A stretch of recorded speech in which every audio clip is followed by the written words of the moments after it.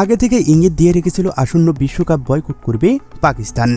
আইসিসির পক্ষ থেকে ছিল নানা হুমকি ও শাস্তির সংকেত। সবকিছুকে মাথায় রেখে পরম বন্ধু বাংলাদেশের পাশে দাঁড়ানোই বড় দায়িত্ব মনে করেছেন পিসিবি। শেষ পর্যন্ত কথা দিয়ে কথা রাখল আগা সালমানের দল। পুরো টুর্নামেন্ট বয়কট করছেন না, খেলবেন বিশ্বকাপ।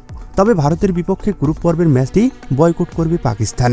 আর এতেই বেকায়দায় পড়েছে আইসিসি ও ভারত।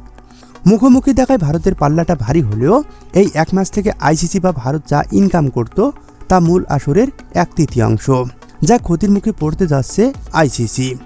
শেষ পর্যন্ত পাকিস্তান এমন চাল চালল যাতে সাপও মরে লাঠিও না ভাঙে। এর ফলে আইসিসির সুর নরম হবে, এটাই স্বাভাবিক। পাকিস্তান সরকারের পক্ষ থেকে ঘোষিত এমন সিদ্ধান্ত আসার পর রাতে এক বিবৃতি দিয়েছে ইন্টারন্যাশনাল ক্রিকেট কাউন্সিল, যেখানে আইসিসি জানিয়েছে একটি বৈশ্বিক টুর্নামেন্টে সব দল সমান সুযোগ ও নিয়ম মেনে চলবে, আর এটাই স্বাভাবিক। বিবৃতিতে আইসিসি আরও জানিয়েছে তারা সরকারের নীতি ও সিদ্ধান্তের প্রতি শ্রদ্ধাশীল।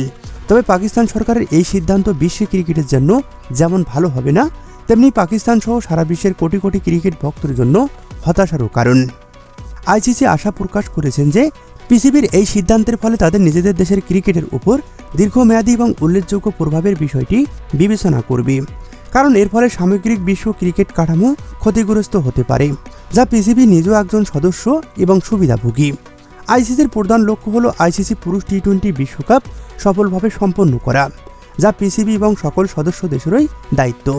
আইসিসি প্রত্যাশা করে যে পিসিবি একটি পারস্পরিক গ্রহণযোগ্য সমাধান খুঁজে বের করবে, যা সংশ্লিষ্ট সকল পক্ষের স্বার্থ রক্ষা করবে।